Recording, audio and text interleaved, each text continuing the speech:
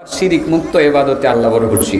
যে ইবাদতে শিরিক নাই, লোক দেখানো নাই, কি নাই, লোক দেখানো নাই, আল্লাহ সন্তুষ্টির লক্ষ্যে যে ইবাদতটা হয়।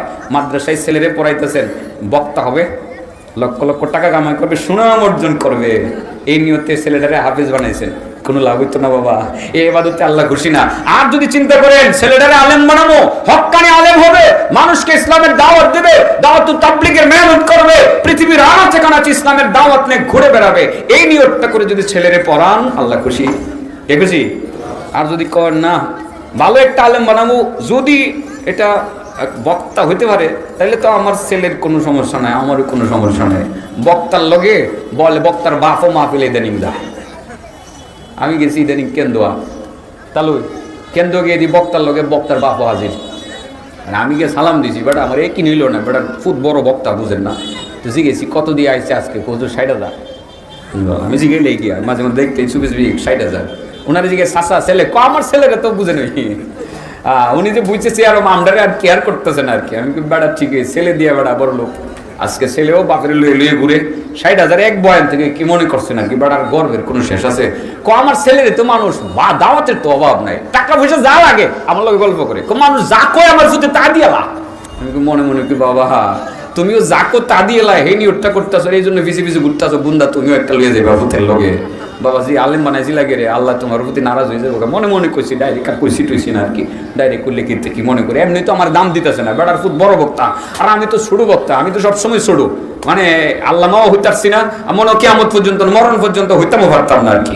ইদানিং আল্লামা হইতে গেলে একটা সুর লাগবো, একটা সঙ্গীত কোন লাগবো, 2-4টা ফায়সা কথা কোন লাগবো, লেখাপড়া শেষ করো কার না করো, মাত্র হাতে তুমি না পরে ইদানিং পুরস্কারে দিয়ে আল্লামা। আজকে আমিও দেখছি আমার নামের আগে লাগাইছে আল্লামা, মনে মনে করি দুনিয়া কিয়ামত কাছাই গেছে গা। আগে জানতাম বাংলাদেশের মধ্যে 2-4 জনে আমরা একজনরে আল্লামা কইছি আমাদের সময়, আল্লামা শাইখুল হাদিস আল্লামা আজিজুল হক, আর বাকি আল্লামা কেউরই কইছি না, হযরত মাওলানা মুফতি এরকম বলছি। এখন ঘরে ঘরে আল্লামা, মোটামুটি কিছু ফায়সা কথা বলতে পারে, মাহফিলে গিয়ে আল্লামা। ওই সমস্ত আলেমদের ক্ষেত্রে আল্লামা মানায়, আল্লামা বাহাউদ্দিন, ওই সমস্ত শাইখুল হাদিস যারা আছেন ওনাদের ক্ষেত্রে এটা মানায়। আমি বলি যে বড় বড় আলেম যারা আছেন, বক্তা না হইলে আল্লামা না, ও তার নামনগরে লাগাতে বহুত বড় মাদ্রাসার মোতামিম সাহেবরা যারা হাজার হাজার ছাত্র পয়দা করতেছে, সারাক্ষণ হাদিস পড়াইতেছে, নাহু সরফ পড়াইতেছে, এদের নামে আল্লামা নাই, মুফতি আতিকুল্লাহর নামের আগে আল্লামা। কারণ আতিকুল্লাহ বক্তা, ওয়াজ করে, আল্লামার মূল সার্টিফিকেট হয়ে গেছে, নাউজুবিল্লাহ। যাই হোক, ভুল কথা। আপনার ছেলেরে আল্লামা বানানোর জন্য আপনি নিয়ত করে মাদ্রাসায় পড়াইতেছেন, কোনো লাভ নাই। মাদ্রাসায় পড়াইবেন, নিয়ত করবেন ছেলেটা হক্কানি আলেম হবে, আলেমে বা আমল হবে, আমলওয়ালা আলেম হবে, আমার ছেলে আমল করবে, দাওয়াত দিবে, তার কিছু হিস্সা নেকি আমি পাবো, আল্লাহ রাব্বুল আলামিন আপনার প্রতি খুশি হয়ে যাবেন। সাবধান, নসিহত করে যাই আপনাদেরকে, ছোট্ট মুখে নসিহত। সন্তানদেরকে মাদ্রাসায় পড়াবেন, গুণাক্ষরে নিয়ত করবেন না ছেলে বড় বক্তা হবে আর বড় বেশি টাকা কামাই করবে, এই নিয়ত করেন না। হ্যাঁ, বক্তা হবে, দায়ী হবে, কি হবে, দিনের দাওয়াত দেনওয়ালা হবে, কিন্তু মোটা টাকা কামাই করবে, কোনো অভাব থাকবে না, এরকম নিয়ত কেউ করবেন না। নিয়তের উপরে সবকিছু নির্ভর করে। বুঝাইতে পারছি কথাটা? ক্লিয়ার নিয়ত, পরিষ্কার নিয়ত এটা করবেন।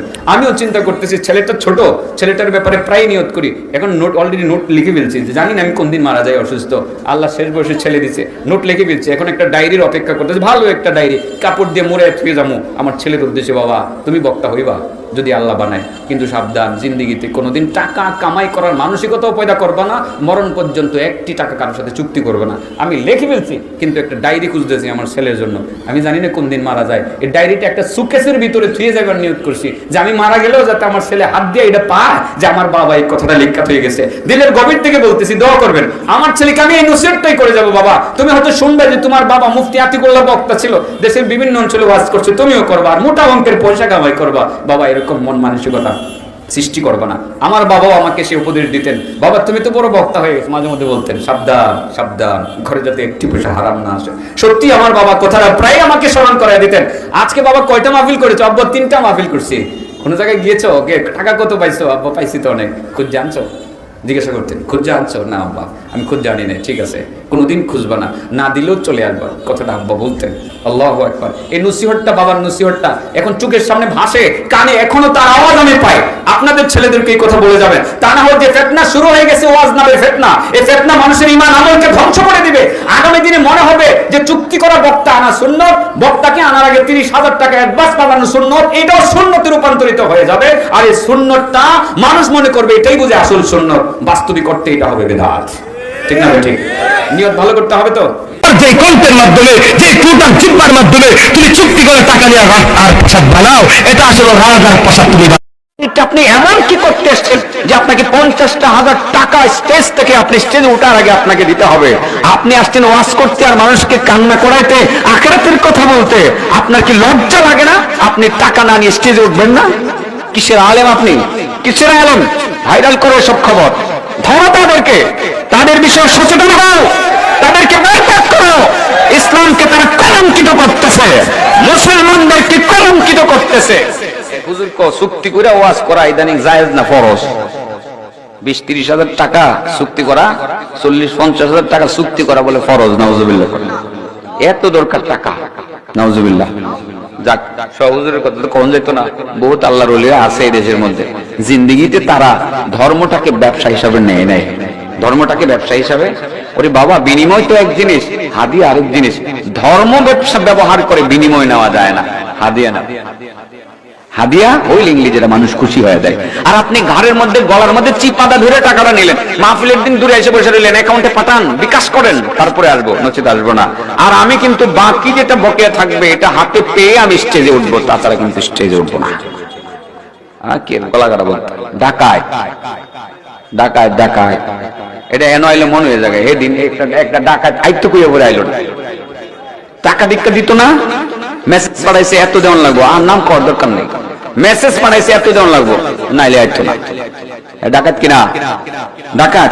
আমাদের ছেলেরা বলে এই যুগের যুবকদের আইডল, যুবকদের আমি বলবো চোর এবং ডাকাতদের আইডল। তারা মানুষকে চরিতে উদ্বুদ্ধ করে, তারা মানুষকে ডাকাতিতে উদ্বুদ্ধ করে। এটা ডাকাতির চেক এক কোন রকম কম না। আর এটা আপনি এমন কি করতে এসছেন যে আপনাকে 50,000 টাকা স্টেজ থেকে আপনি স্টেজে ওঠার আগে আপনাকে দিতে হবে? আপনি আসছেন ওয়াজ করতে আর মানুষকে কান্না করাইতে, আখিরাতের কথা বলতে। আপনার কি লজ্জা লাগে না? আপনি টাকা না নিয়ে স্টেজে উঠবেন না? কিসের আলেম আপনি? কিসের আলেম? ভাইরাল করো সব খবর, ধরো তাদেরকে, তাদের বিষয়ে সচেতন হও, তাদেরকে বয়কট করো। ইসলামকে তারা কলঙ্কিত করতেছে, মুসলমানদেরকে কলঙ্কিত করতেছে। এগুলো ভাইরাল করো, তোমরা করে দাও, এদের কানে পৌঁছাও। জাতি তাদেরকে ধিক্কার জানায়, জাতি তাদের বিরুদ্ধে মানববন্ধন করে, জাতি তাদেরকে আসলে এমন করতে চায় না। কিন্তু আমাদের কিছু যুবক ছেলেদের আগ্রহের কারণে মাহফিলটা বড় করতে হবে, হাজার হাজার মানুষ হাজির করতে হবে, তাদেরকে দাওয়াত দেয়। আর তারা সেই সুযোগে মানুষের গলার মধ্যে চিপা দিয়া টাকাগুলো গ্রহণ করে তারা স্টেজে ওঠে। নাউজুবিল্লাহ। বন্ধু, তোমাকে তো এতক্ষণ ডাকাত বলেছি, এখন বন্ধু বলতে চাই। তুমি একটু শালীন হও, তুমি একটু নম্র হও, একটু ভদ্র হও, মানুষ তোমাকে হাদিয়া দিবে। হয়তো তুমি 50,000 টাকা পাবে না, কিন্তু এই পরিমাণ হাদিয়া মানুষ তোমাকে দিতে জানে। যে পরিমাণ হাদিয়া দিলে তুমি তোমার সংসার নিয়ে চলতে পারবা। মানুষ তো দেয়, মানুষ দেয় না এরকম কিছু না। তোমাকে আঙ্গুল ফুলে কলা গাছ হওয়া লাগবে কেন? সুদের ব্যবসা করো গিয়া, এর চেয়ে ভালো। ডাকাতি করার চেয়ে ভালো। সুদ তো কিন্তু জায়েজ না, আবার এটা আবার জায়েজ বললেন না, তোমরা আবার কইয়া দিও না যে এটা জায়েজ কইছে সুদের ব্যবসা করা। নাউজুবিল্লাহ মিন যালিক। আসলে দেখেন মনে ব্যথা লাগে বেঁধে বলে ফেলি কথাগুলো। মাঠে কাজ করতে করতে এতটা অভিজ্ঞতা হয়েছে যে টাকার জন্য আজকে ইসলাম অনেকটা অসহায়। ইসলাম অসহায় টাকার জন্য, অসহায়। আমাদের ছেলেরা চায় তাদের কথা শুনতে, তাদের সমুদ্র কণ্ঠের আলোচনা শুনতে আমাদের ছেলেরা চায়, টাকার জন্য পারে না। 1 লক্ষর কমে তো আনা যাবে না। কোথায় পাবে 1 লক্ষ টাকা? 1 লক্ষ টাকা কালেকশন করতে করতে যখন 70,000 হয়, আরো 30,000 শর্ট। এবার বক্তা সাহেব আবার আসে না, টাকাটা না পাঠাইলে ছেলেদের মন খারাপ হয়, তওবা করে আর জিন্দেগিতে মাহফিল করাইতাম না। তুমি তো তাদের স্পিরিটকে নষ্ট করে দিলা। যারা মাহফিল করাইতে চাইছিল তাদের ইসলামিক স্পিরিটটাকে তুমি ধ্বংস করে দিলা। সেজন্যই তো তোমাকে আমি ডাকাত বলেছি। বন্ধু, তুমি একটু শালীন হয়ে যাও, একটু ভালো হও, একটু ভালো হও, একটু আল্লাহর জন্য কাজ করো, আল্লাহর জন্য কাজ করো। তোমার টাকা অনেক হবে, আখেরাতে অনেক কিছু পাবে। পাইবা। তুমি ওয়াজটা আল্লাহ সন্তুষ্টর লক্ষ্যে করো। তুমি দুনিয়াতে একটা দুইটা বাড়ির জন্য ইমান করতেছো, তুমি আখিরাতে লক্ষ লক্ষ বাড়ি পাইবা। সেই কথাটা কি তুমি মনে করতে পারো না? যুবকদেরকে বলি, তোমরা তাই করো। এত বেশি মানুষ হওয়ার দরকার নাই। মুখলেস ওলামা হযরত যারা দ্বীনের সাথে কথা বলে, তাদেরকে এনে কিছু দ্বীনি মুযাকারা করো।